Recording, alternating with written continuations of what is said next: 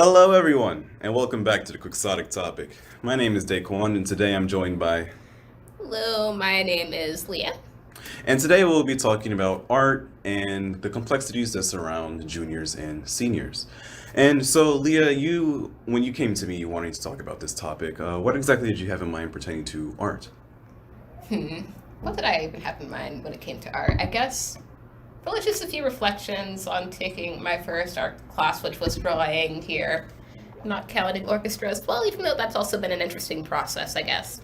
Oh yeah, I think my first art class was back in the seventh grade. Actually, it was really archaic. Well, it wasn't archaic. It was just kind of weird in the sense that um, they tried to teach us art theory and art philosophy at the same time. And to a seventh grader, they don't really mesh because it's like this is how you draw a flower, and then you put that right next to this is an interpretation on how flowers are supposed to work. So by here, of course, you mean the North Carolina School of Science and Math. How would you say your drawing experience there was?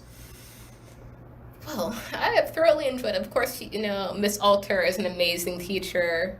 Really, it's just been nice to get to learn a few new skills. Never really thought much about contour or gesture drawing or anything going along with that kind of stuff, so. So, do you have a familiar like? What is your artistic background other than the drawing classes you took in the today? Well, not today, but recently in the 11th grade. Well, before that, it was mostly just randomly drawing in free time, filling up sketchbooks and trying to just improve based off of that. I guess, well, that's pretty much been it. I've improved a lot over the last few years, it seems like, because I've filled up about, say, two Oh sketchbooks wow. completely by now, and am working on two more at the same time at the current moment. So What things do you normally sketch? I guess it's ended up being a lot of different weird types of flowers, geometric patterns, and whatever comes to mind, honestly, by about, say, 2 a.m. is what's Mm. been a sketchbook. So, Yeah, I've heard people say that 2 a.m. is like the pinnacle of innovation. I know it doesn't really happen to me at least because I'm asleep or I'm like watching YouTube, but every now and then I'll get like a random idea, but I never really explore it. So it's interesting to like you're able to translate that into like a paper, like the page.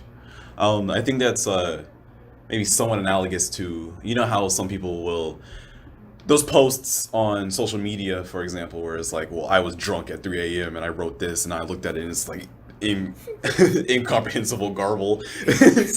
I remember one time I saw this post about an architect who got drunk at like 4 a.m. and like drew out plans for a building, and he looked at it, and they were actually coherent. And so it's interesting to see how like the subconscious kind of jumps out at the witching hour. most definitely. I've had to honestly reflect on it. It hasn't really been that way for myself. It's been more of just pure randomness, honestly. I guess that's completely what it is in the first place.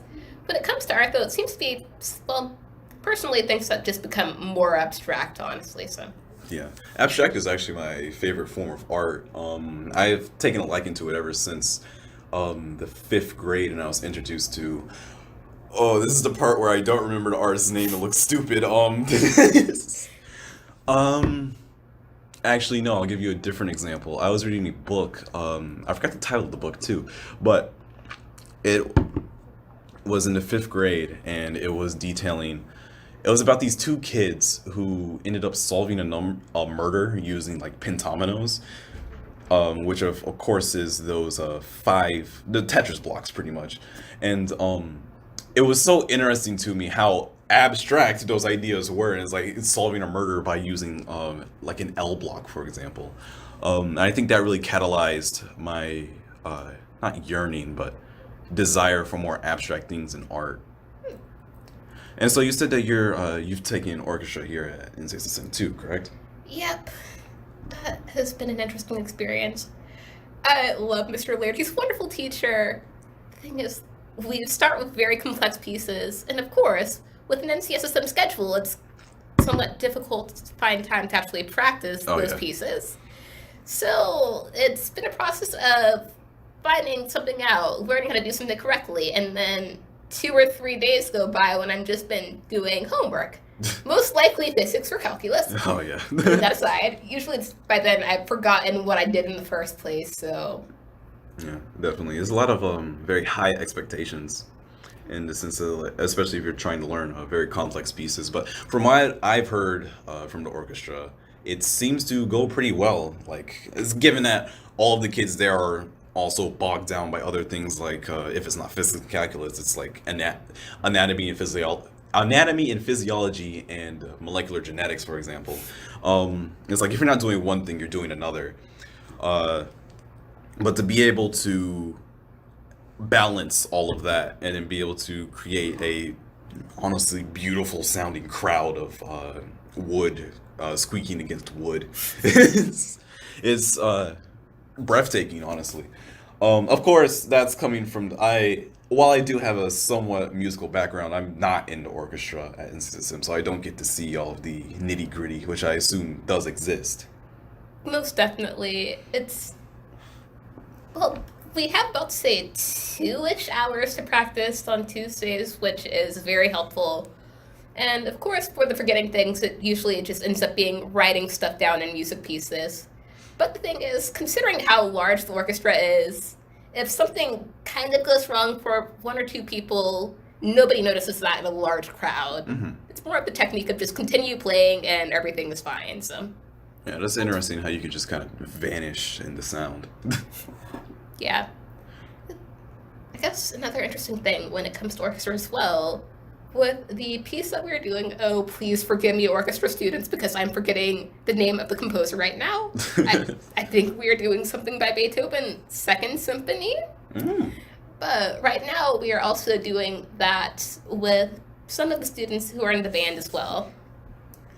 That's an interesting process because we have a very small amount of students in band, so I guess we're just practicing right now, and we're still in the development stage of that. But if something goes wrong there, it's like, okay, there are 2 trumpets. And trumpets Wow. are typically a lot louder than violins, so Right, right. And so, would you say that your experiences with, well, I guess I should first ask is, what is your musical background in the sense of before taking orchestra here? well, I've been playing violin since 7th grade. Wow. It's been pretty nice. Really, I've been so amazed by other students here, though. It's like some of them have been playing since 4th grade and before that. So, really, those students are truly wonderful. You can hear some amazing things from them, honestly. But apart from the violin, I also started picking up ukulele in about, say, 8th grade ish. Oh, wow. And so, what was like some of the mental jumps that you have to make going from a violin, which of course is played with a bow, to a ukulele, which is just 2 hands? Well, I guess the thing is, it transferred relatively well, considering with the violin, although you're using the bow, there's also this thing called pizzicato, where you're just plucking along the fingers as well, so that transfers relatively well.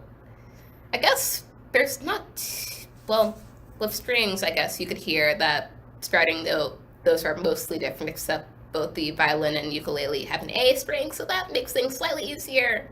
And it's just a matter of messing around with the notes and listening to things for a while, and then it eventually makes sense. Yeah, cool, cool. So, is there, when you took up the ukulele, did you take it to play a specific song, or did you just see it was an interesting instrument? It was an interesting instrument, and it's kind of weird how I got the ukulele in the first place. What's the story behind that? So, during 8th grade semi-formal, they had a raffle, Tanner. and I just ended up randomly winning something, and I went up and saw a ukulele.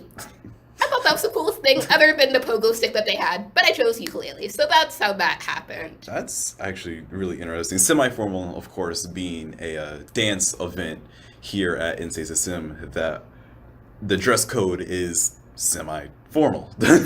um, so they had a ukulele and a pogo stick, and what else? Many other things. Oh, Just wow. those were the first 2 things I noticed, honestly, so. Um, so, and then like since you won it, you're like, well, might as well learn how to use it, and then it was after that it was history. Yep. I guess for the first few weeks to months, it was me learning how to play, and also my parents complaining a lot about the fact that I did not sound good. So Well, I mean, you always have to like come. There's that awkward period in which you don't really understand how it works fully, and then like you just kind of build proficiency, which is true with not only just instruments, but most of any skill, I would presume, right? most likely, yeah. Well, I don't know why I say most likely, most definitely, but okay. I need to get more sleep tonight, I think. Yeah, definitely. Maybe a little bit less of the 2 a.m. random ideas. I've been trying to avoid that.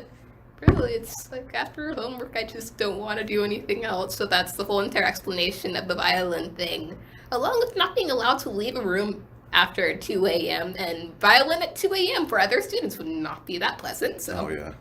I can totally understand that. And so I asked the previous question about your musical history to go into how do you feel that seeing as that music and art aren't really all that separate as much as we think they are, how do you feel your musicality I don't know if that's the right word, but I'm going to use it as if it was. How does your musicality affect your art? for the most part, I guess, well, of course, music and arts, they are within the broad range of arts, but I have not really tried to unify the two mostly. It's been an interesting process. I played things in the violin. I don't really try to make up something because that's not always guaranteed to sound well. But of course, not everything is guaranteed to sound well in the first place, and you just gotta try stuff eventually. But it's never something that I've truly explored that much. Word, word. So, about your art in terms of like the whole abstractness, is there anything specifically that you pull from that's not just random 2 a.m. thoughts? It's like, I'm going to make an abstract art based off of, oh, I don't know, like these couple of rocks over here. Well, I guess an interesting thing about that has been it's kind of weird, kind of cute. When I was really, really young, I ended up just staring at my dad while he was playing video games for lots of No, I can definitely relate. That's had a lot of influence because for some reason, when I was younger, I did a lot of random steampunk things when I had no clue what steampunk was, then remembered, hey, that came from some video games several years ago. Oh yeah, oh, I'm sorry. Apparently, the video game was some type of horror story, and I Oh wow. 5-year-old me enjoyed that anyway, though, so that's wonderful. Yeah, I can definitely relate. When I was younger, I was about 5 or 7. My dad was like, he doesn't play that many games anymore because he's always busy. But he used to play games like a little bit more when we were younger. We had like this one really tiny TV. It was like a box. It's something straight out of the 90s. A relic now, but it was in like this one alcove of my bedroom actually, and I would always use it for like VSH tapes for, I don't know, Barney and Friends or whatever, like thing that 5 or 7 year olds were into back during 2012. But I remember sometimes at late nights my dad would like sit in front of the television and he would load up this one like just really random ninja like game, and this was my first experience, my first delve into the rating system of video games, because apparently it was not rated R, what is it, rated M for mature, no, it was like one adults only. It was rated adults only. It's like, and they saved that one for the ones that are like either extremely gory or just generally not for 5 to 7 year olds. And so I would remember my dad being a lot bigger than me back then. I would be sat behind him and like I would be like trying to look over and like see what he was playing, because of course I was interested. And so I would only see like glimpses of the game, nothing that could actually like scar me. At least I don't remember. If it did scar me, we'll find out. But I would always remember just like sitting behind my dad silently and just watching. And then eventually my dad would like shift and I'll like sprint back to my room because it's like, because you don't want to get caught. But yeah, definitely like those old memories of just watching your parents do things and seeing how that influences things later in life is always interesting. Yeah. I can relate to that story, but it's kind of funny for myself. We had carpeted floors at the time, so I was small and quiet enough to just kind of sneak in, and he didn't even notice I was there. Yeah. Until about, say, when I was 12, and I could just. He'd notice I was there, and I'd just stand over him and say nothing. And he felt like he was just being watched by the police all the time. So that Oh wow. was kind of a wonderful moment in my life. And then he just finally decided to let me play video games instead and not have to deal with a small child just standing over your shoulder and watching you for however long, I guess. So. Where do you still play video games now? Not as I've been on campus. It's Yeah, definitely. It's hard to. yeah. I've been ever since that experience with my dad. I was playing video games like before then, actually. I think I do have a very large passion for video games. It's one of the things that I take like a lot of interest in. I can talk to it at length. I'm surprised I haven't done a podcast episode on it yet, actually. But I have been able to, ever since I've come here, just be able to squeeze it in every now and then. It's like it takes up a lot of my free time, whatever like spare kind of bits of it I can find. I usually dedicate it to if not playing video games, something related to it, like watching someone play video games, which is another thing that my dad could never understand. I'm talking about stories of my dad. It was really funny though, because how the discussion would usually go, he would be like, well, take one, why are you watching people play video games so you can just play them? And then I will counter with, well, why are you watching people play sports when you could just play them? I guess that's another argument there. Video games cost money, so. Well, I mean, sports equipment costs money, right? Yeah. So, yeah, it was always just some mute point there. But going back to art, I am profoundly not good at it. I can say. I feel that a lot of that has just been because I've never dedicated my mind to it. I'm sure if I actually sat down and focused, I could create something that I would generally be able to appreciate. But my inspiration for art usually comes from the abstract, but due to my background, it's mainly surrounding video games. Every now and then I'll try like a concept for a character, but like it'll never end up good, of course. Like I'll do it and I'll look at him like, I don't like this. I mean, that's an interesting concept in the first place. What is good art in the first? Anyway. Oh What? yeah, what is good art? Because I do remember in the news, this was a couple of years ago, but someone had taken their glasses off at an art museum and put it down in a corner and then just like sat and watched. And eventually people just started like surrounding the pair of glasses as if it was like an art piece.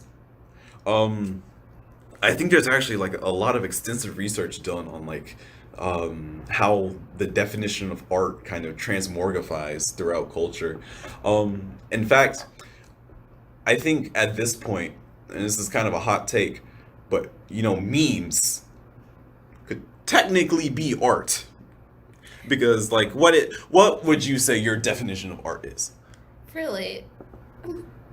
I just say something that humans use to express themselves or something that they give to hold meaning, really. And people will just give meaning to almost anything, honestly, so Yeah, it could be quite literally anything. right, like a meme.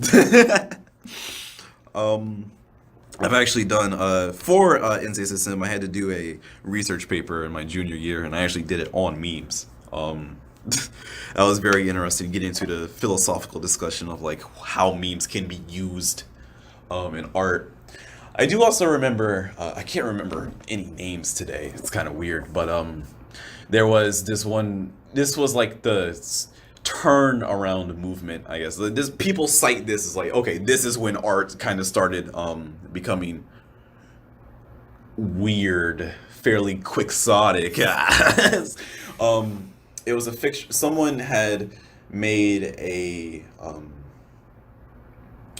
It was a statue that was a urinal, and it was put like out in one of the most like it was put out of like a very accredited museum, and it was just a urinal, and like it was supposed to be like super serious. And of course, this is right on the back of other movements such as pop art, which did a lot for the, I guess, decentralization of arts towards really kind of expensive tastes. Because looking at it historically, art was a very it was a rich hobby thing. Like you had to be pretty well off to be able to find materials for art, like good paintbrushes, good paints, good oils, acrylics, and whatnot.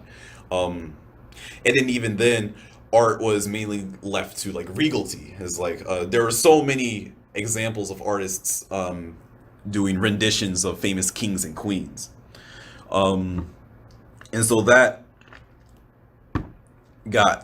that was funneled down by pop art. Pop art was like, hey, we can make art that isn't about just like big wig figures and whatnot.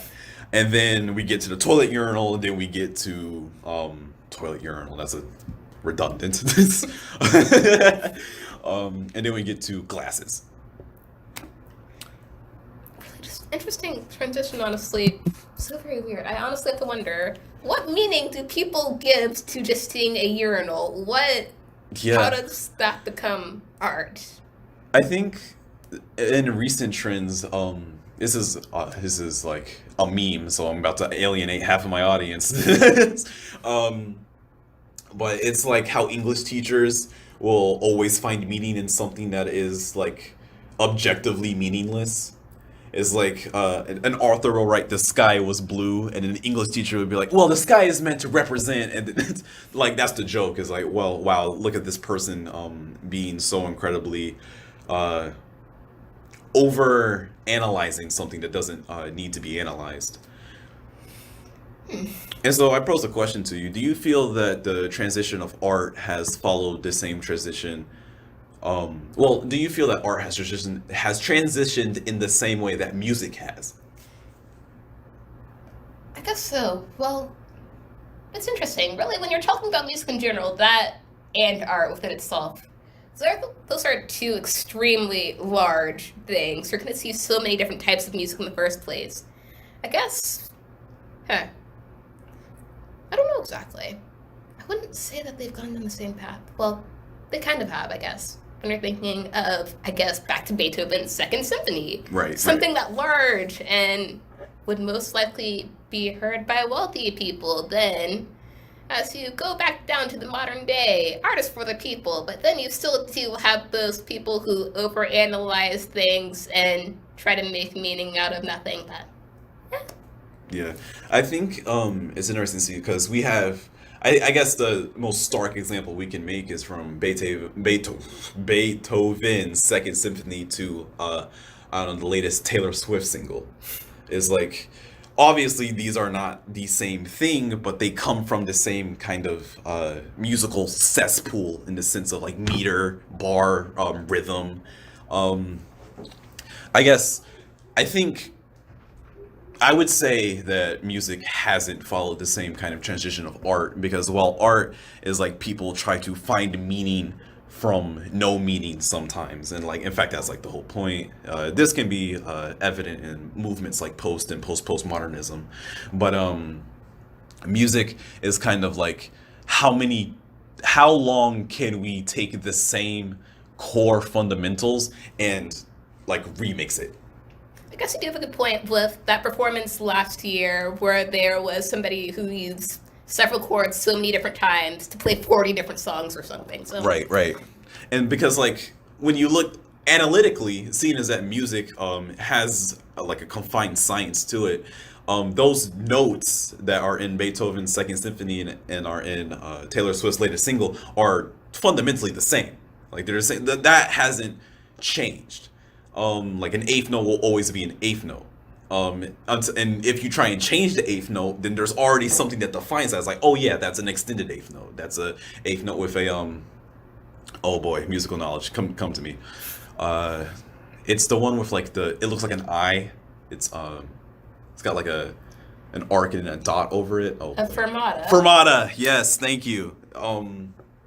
It's like I say that to say that you can't really escape those musical laws. And like if you do, it's not accredited as music anymore. Like people just call it noise. Like if I were to take two pans together and just like start slamming them together with no rhyme or reason, can you really call that music? I guess you do have a point there, but somebody would probably call that music Right. somewhere. Okay, that's fair. And then that is actually a good point. One thing I didn't take into account is the fact that like different cultures may have different interpretations of those laws, and so like not to say this is for certain. This is purely for metaphorical metaphorical purposes. But if I were to slam those plots together in Russia, for example, it would some people might call that noise. But if I were to do it in Australia, it'd be like, oh yeah, this is obviously an interpretation of some other Australian song. I guess you do have a good point there. I don't really. I guess when you're thinking about it like that, an easy reference to that in modern day times, or okay, don't say modern day times or whatever.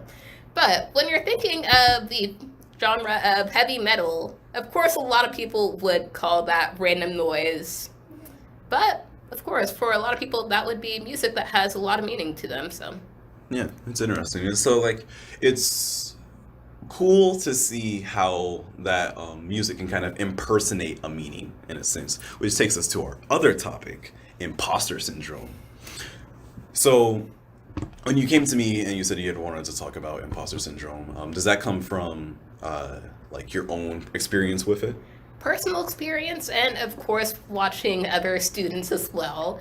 It's such an interesting thing, and honestly, one of the more stressful things about being here. It's like, okay, with everything that it takes to get into the school in the first place, then it's like, okay, you're surrounded by people who are very intelligent, and occasionally just feeling like you don't really belong here, or what are you doing with your life in the first place? Yeah, definitely. I feel us teenagers are in a very interesting position in our lives where it's like you're constantly seeing like the results of other people's work, and like you're in the middle of working, and so like if all you can see is just like great scores, everyone going into like great colleges, everyone doing great things with their life, and it's like, well, what are you doing, right? It's like that becomes like the quintessential question is like, well, what am I doing to get those same things? And like if I'm not getting those same things, like does that affect my value as a person? I guess really that seems very, very similar to what people say a lot about college decisions and how sensitive of a subject that can be on NCSSM's campus. Of course, for some people, I guess I saw this reference a while ago that some people's safety schools may be some people's choices that they really want to go into. And of course, it seems just slightly insulting, but then again, everybody has their own personal preference, and it's just generally a complex topic, in my opinion. Yeah, oh yeah, definitely. And I feel like that complexity gives way to the fact that the whole like thing behind imposter syndrome is how paradoxical it is, because like you can't really compare your, let's say, college decisions, for example. You can't, it is impossible to compare like the worth of a person by what college they go to. Like I feel like that is ubiquitous, and we all tell ourselves that, but do we really believe it? It is because and I personally, I believe it, because like some people might want to go to a school for completely different reasons, and another person would not want to go to that school. Or and like the same reasons that someone would not want to go to a school is the same reason why someone would want to go to that school. It's like colleges are so incredibly personal in the sense is like, and I say that because my parents, after from everything that I've heard from them and their college experiences, like it's evident that it has left a lasting mark on them. And so like when you're choosing a college, you should choose something that is truly something that you feel you fit into. And it's like I'm gonna go ahead and throw Ivies into here because everyone's already thinking about it. It's like going to an Ivy is like, it's great, it's cool, is there, because there's so many stats, papers, and reports about why going to an Ivy is like what you should be doing with your life, but not everyone's going to fit into that box.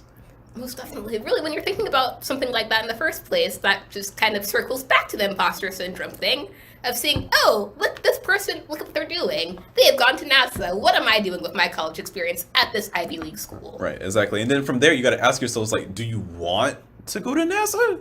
Like, do you really want to go to NASA? It's like, why do you want to go to NASA? Are you going because they went? Random parental pressure, perhaps? Oh, yeah. Oh, yeah, that's definitely a... I can totally see that in the senses like if your parents are comparing you to other children, which is a generally scummy thing to do. I feel like we can all agree that's not something that we should try and do to other humans is compare them. Yeah. Especially your children. It's like, really? Like, Especially that horrible time when that comes between siblings. oh That's no. Yeah, that must be horrible. It's like, because like, imagine, like, as a sibling, because it puts everyone in a weird situation. Because like, now the parents are giving you unexpected, well, not unexpected, but giving you almost unattainable expectations because your sibling did something. And it's just like, just that is literally just because your sibling is a human and they're doing like them. Like, let them do them. um, and so like that sibling is also, I would imagine that they would also feel somewhat uncomfortable because it's like, well, I'm literally just like, to put this in Gen Z terms, I'm literally just vibing. It's like, um, I don't. There's kind of an unexpected pressure put on them as well to continue that status quo, and then it's on the kid that's being has the expectations put on them. That's like on a more magnified scale. That must be like soul crushing. It's like imagine like you're literally just trying to vibe, and then your parents are like, "No, you're not vibing good." Um, that's a, of course, that could be explained in more professional terms, but I feel I'm getting to the. Yeah, you can understand the point of that. Really, I think I've heard of that several times for people who go to med school. It's like, oh, your parents say you'll become a doctor. Do you have any option? No, you are becoming a doctor. And of course, if you're doing something like that to yourself, the stress within itself is also extremely difficult, and you're just kind of breaking yourself down slowly, it seems like. And of course, doing something in your future you would not want to be doing anyway. What kind of ended up bringing me to that is because it's so very weird for my older brother and I guess the thing is, I personally suck at sports. I cannot do anything with that. Okay. And I ended up kind of being slightly more nerdy and weird in comparison. But we both have our own paths. He's been doing pretty well and is hoping to go into architectural engineering. So Oh, word. he's been doing pretty well with his life so far. And I am still figuring it out, questioning, do I want to go to med school or do I not want to do that with my life? Again, really just back to what am I doing? I don't know anymore. Yeah. I think one thing that you can take solace in is the fact that not many other people know what they're doing. Of course, like me, I don't know what I'm doing with that sentence. It's interesting to, especially like on the NCSM campus, is like there are some people who like they seem like they have everything figured out, but like they obviously don't. There's no way they could. Because when it comes down to it, they're like 17. When you're 17, I feel we can all agree we don't know everything that there is to know about anything.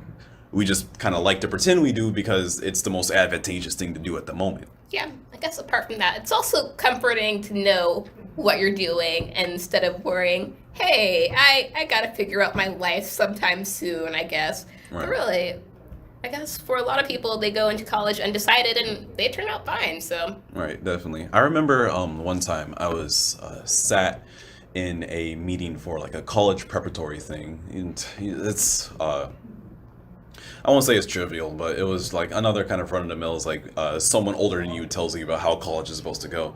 And one thing that really stuck out to me was the lady told the crowd that when you go to college, you are likely to change your major at least 5 times. And so compare that now to like a 17-year-old who like doesn't really understand what's going on to someone in college changing their major like 5 times. They obviously don't know what's going on. And so I guess the problem seems really big now, and this is some advice that my mom has given me recently that has really stuck out to me. But she told me like really to focus on things kind of chronologically, in the sense it's like, okay, well, yeah, I have like all these problems now, but like in a year I'm going to be a completely different place doing completely different things, which kind of goes to, I don't know if it's age old adage, but it's a common saying that this too will pass. Well, it's super interesting when you think about that. At this age, everything seems so very large. Right, right. Like the issue will never seem to pass, but I guess eventually everything does. I do know one age old adage, time heals all wounds. There we go. We've hit our quota for age old adages. I don't think I could add any more in the first place. Oh, I no, guess. that's fine. I didn't even know we had a quota until like a couple seconds ago. Yep.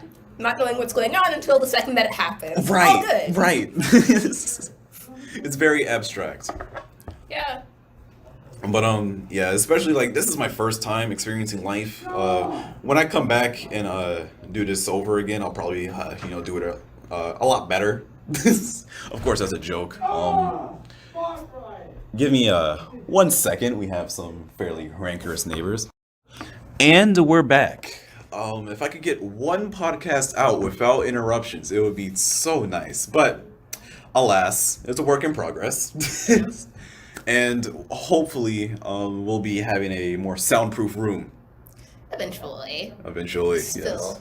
with the whole entire thing of coming back eventually and realizing what you were supposed to do with life, really, I feel like for all years, all humans will just continue to be confused.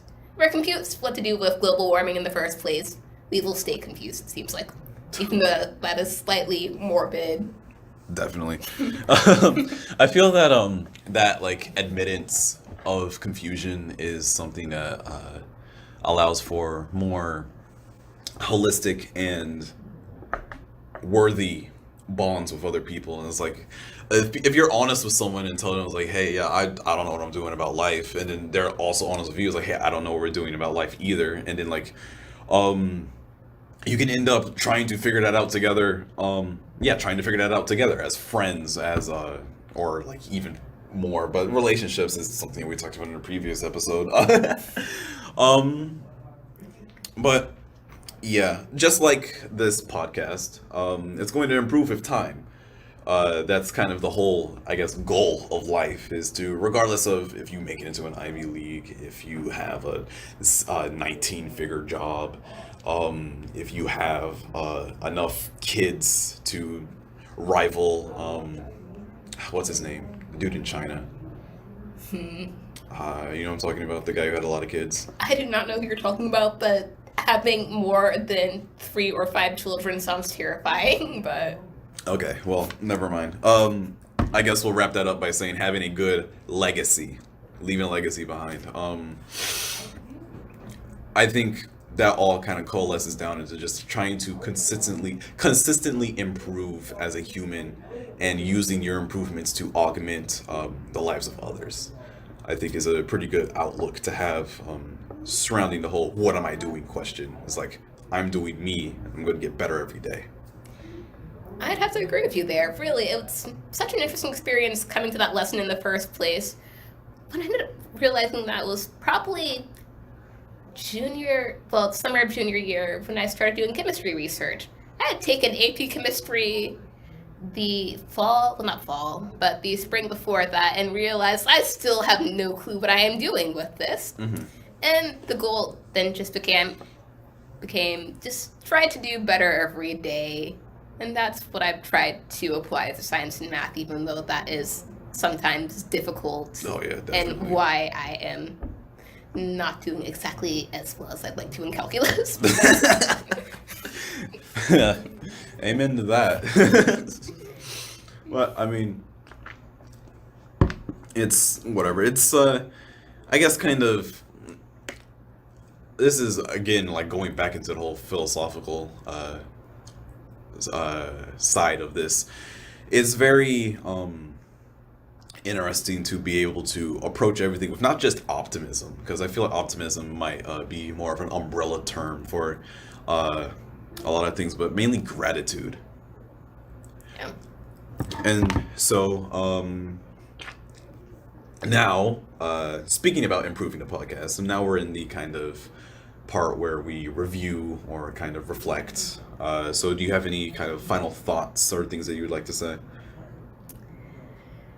Really, this has been a wonderful experience. I'd probably have to agree about the soundproof room thing Oh yeah, because of the definitely. random screaming from next Yeah. door. I mean, like, oh, we have one more age-old adage. We're gonna set a new record.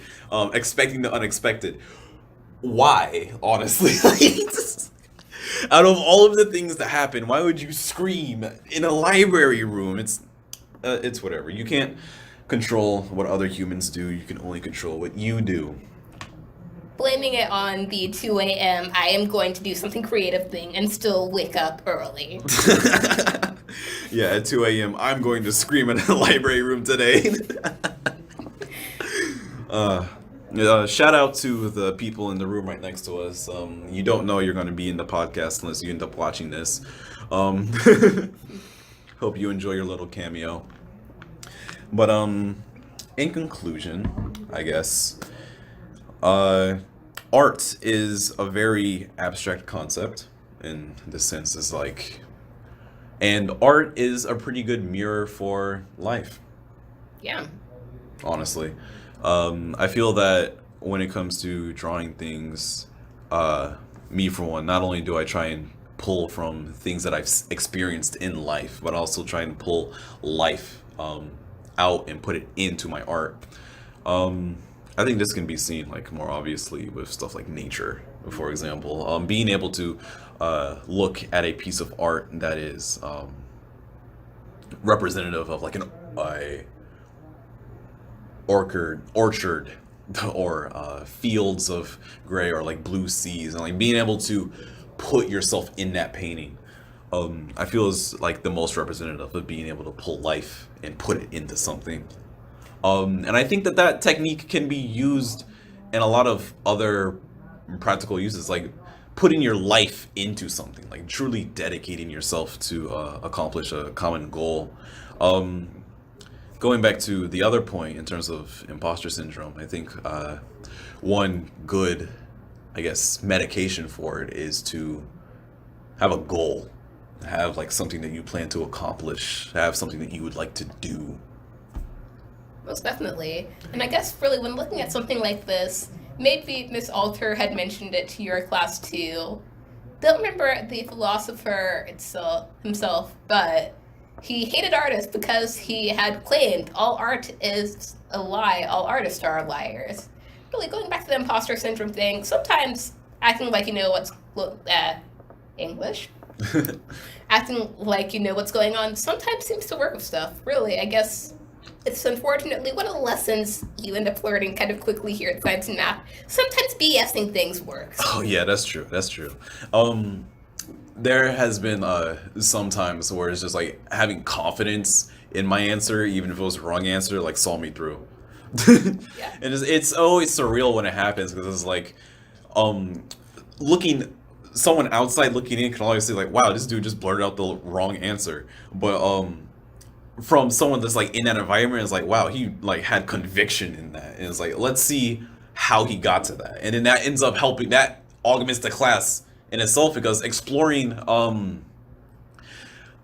methods to find incorrect answers, because like the method could be right, you just like made like a in the realm of calculus, for example, the answer might be right, but your method was wrong. It's like, or the answer was wrong but your method was right. Being able to pinpoint that and expand on it and be able to rectify, I think, not to like speak for teachers, but I think that's one of like the main goals of teaching, is to not just like drill answers into you, but to teach you how to find answers on your own.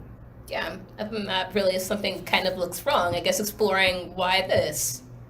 Really, just going back to that whole entire research thing. Wrong answers or having something come out unexpectedly, that's the thing that leads to other research, I guess. So Definitely. all good, man. Yeah. And I think that's a good spot to end it. Thank you so much for joining me today. Thank you for having me. This is Daquan from the Quixotic Topic.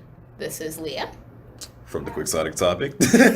Well, my guest, I guess. Well, okay, hold on. Let's redo this. This is Daquan from the Quixotic Topic. I'm joined by Leah as a guest of the Quixotic Topic. There we go. Thank you for watching.